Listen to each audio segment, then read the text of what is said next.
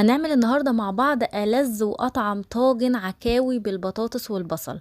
بيتباع في المطاعم بره بأسعار مبالغ فيها، فقررت أعمله لكم النهاردة بطريقة حلوة قوي وسهلة وبسيطة، وتطلع معاكي كده طعم العكاوي حاجة كده تنقلك في حتة تانية خالص.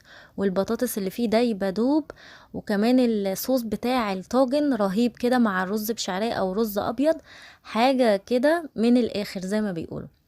ندخل بقى على الفيديو على طول.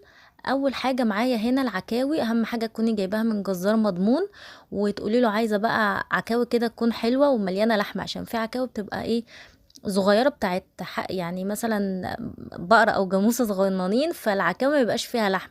لكن لما يكون الحيوان يعني حجمه كبير، فبالتالي العكاوي بتاعته بتبقى فيها مليانه لحمه، والعكاوي بتبقى كبيره وحلوه. تمام. زي ما انتم شايفين كده العكاوي معايا. بصوا